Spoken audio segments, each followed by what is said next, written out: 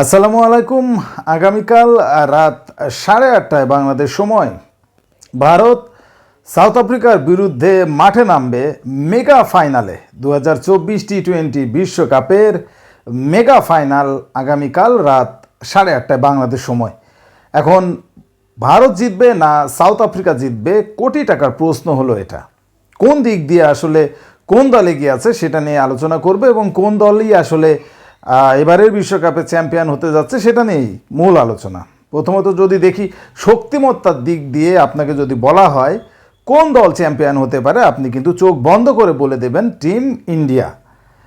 সেটার অনেক কারণ আছে, কারণ টিম ইন্ডিয়া যে ফেভারিট এটা মানতেই হবে। 10 জন লোকের কাছে জিজ্ঞাসা করলে তার ভেতরে 8 জন লোকই বলবে টিম ইন্ডিয়ার কথা। দেখুন, প্রথমত সাউথ আফ্রিকার জন্য এটা কিন্তু একটা নতুন চ্যালেঞ্জ। 8 বারের বার, অর্থাৎ এর আগে 7 বার চেষ্টা করে তারা যেটা পারেনি, এবার অধিনায়ক মার্ক্রামের হাত ধরে 8ম বারের বার সফলতার মুখ দেখল সাউথ আফ্রিকা। অর্থাৎ যে কোনো বিশ্বকাপের সেমিফাইনালের বাধাটা, অপয়া সেমিফাইনালের বাধাটা টপকে যেতে পেরেছে সাউথ আফ্রিকা। সুতরাং যে কোনো বড় টুর্নামেন্টের, বিশেষ করে বিশ্বকাপের মতো এত বড় টুর্নামেন্টের ফাইনাল খেলার প্রথমবারের মতো অভিজ্ঞতা হচ্ছে সাউথ আফ্রিকার। পক্ষান্তরে টিম ইন্ডিয়া কিন্তু এর আগে তারা বিশ্বকাপ চ্যাম্পিয়ন হয়েছে, তারা রিসেন্ট 50 ওভারের যে বিশ্বকাপ সেটারও ফাইনালে গেছে এবং পরপর বেশ কয়েকটা টুর্নামেন্টে তারা ফাইনালে গেছে এবং ফাইনাল ম্যাচ খেলার অভিজ্ঞতা এখানকার অনেক প্লেয়ারই আছে।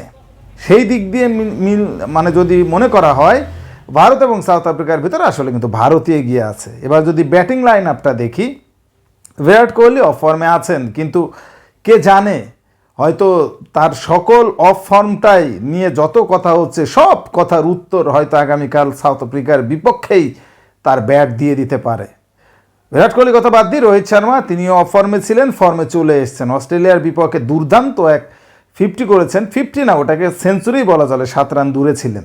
দুর্দান্ত, মাত্র 46 বলে যেভাবে আসলে পিটিয়েছেন অস্ট্রেলিয়ার বোলারদের, আনবিলিভেবল, মানে চোখের সৌন্দর্য ভাই। খালি এটা চোখ দিয়ে তাকিয়ে দেখতে ইচ্ছে করছিল যে শটগুলো সে খেলেছে। এরপর যদি আমরা ধরি সেমিফাইনালেও ইংল্যান্ডের বিপক্ষেও 57 রানের যে ইনিংসটা খেলেছেন, একটা কার্যকরী ইনিংস এবং ক্যাপ্টেন্স নক, সেই দিক দিয়ে রোহিত শর্মার মতো প্লেয়ার আছে, সূর্যকুমার যাদব আছে, পান্ত আছে, হার্দিক পান্ডিয়া তিনিও দুর্দান্ত ফর্মে আছেন। সব মিলিয়ে এই যে 5-6 জন যে ব্যাটসম্যান আছেন, এই 4-5 জন ব্যাটসম্যান, এই 5 জনের ভেতরে যদি 2-3 জনও দাঁড়িয়ে যান তাহলেও কিন্তু সাউথ আফ্রিকার জন্য বিপদ।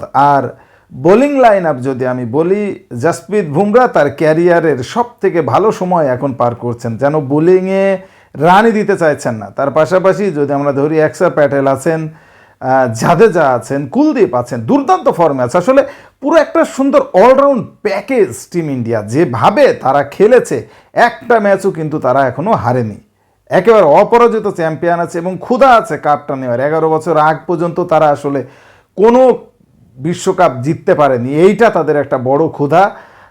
সেই দিক দিয়ে আসলে সাউথ আফ্রিকার কথা যদি বিবেচনা করি, ব্যাটিংয়ের দিকটা তারা কিন্তু আসলে ঠিকঠাক মতো যেতে পারছে না। ক্লাসেন আছেন, মার্ক্রাম ক্যাপ্টেন আছেন, কোয়েন্টিন ডি কক তিনি কিছুটা ফর্মে আছেন। ডি কক যদি প্রথমে আউট হয়ে যায় তাহলে সাউথ আফ্রিকার ব্যাটিংটা কী হবে সেটা আমার ধারণা নেই। তবে বোলিং লাইন আপটা যদি বলতে আলাদা করে বলতে হয়, 3 জন যে পেসার আছে, দুর্দান্ত। সেমিফাইনালে আফগানিস্তানকে ভেঙে চুরে ফেলেছে আসলে মূলত সাউথ আফ্রিকান পেসাররাই।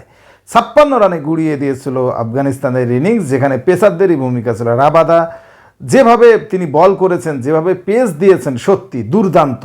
আসলে যে কোনো কিছু ঘটতে পারে, কিন্তু আমার পার্সোনাল যে ওপিনিয়ন সেটা আসলে ভারতের পক্ষেই, কারণ আমার কাছে মনে হচ্ছে টিম ইন্ডিয়াই বিশ্বকাপটা জিতবে। যদিও সাউথ আফ্রিকার চান্স যে নেই তা না, যদি সাউথ আফ্রিকার বোলাররা ভালো কিছু করতে পারে, যেমন মনে করেন রাবাদা যদি প্রথম 4 ওভারের ভেতরে যদি 2টো উইকেট নিয়ে নিতে পারে বা 3টে উইকেট নিয়ে নিতে পারে, সেই ক্ষেত্রে কিন্তু আবার সাউথ আফ্রিকার চান্স থাকবে। তবে যদি আপনারা আমার মতামত চান, সেক্ষেত্রে আমি কিন্তু 70-30%, অর্থাৎ বিশ্বকাপটা নেওয়ার চান্স আছে 70% টিম ইন্ডিয়ার এবং সাউথ আফ্রিকার আছে আসলে 30%। আর একটা বিষয় জানিয়ে রাখি, বৃষ্টিতে যদি খেলা না হয়, যদিও রিজার্ভ ডে আছে, তারপরেও রিজার্ভ ডেতেও বৃষ্টির চান্স আছে। যদি বৃষ্টিতে খেলা না হয়, কপাল কিন্তু খুলে যাবে টিম ইন্ডিয়ার এবং টিম ইন্ডিয়া না, 2 দল মিলেই আসলে চ্যাম্পিয়ন হবে, যৌথ। সেই ক্ষেত্রে আসলে সাউথ আফ্রিকা এবং টিম ইন্ডিয়া দুইটাই ভাগাভাগি হবে। এখন বৃষ্টির কাম্য কেউই করবে না, সবাই চাচ্ছে একটা জম্পেশ ফাইনাল। আপনি কি মনে করেন, টিম ইন্ডিয়া না সাউথ আফ্রিকা, কে হবে এবারে চ্যাম্পিয়ন? কমেন্টসে জানান। স্পোর্টসের সর্বশেষ আপডেট জানতে স্পোর্টস চ্যানেলটি এক্ষুনি সাবস্ক্রাইব করে বেল আইকন বাজিয়ে দিন।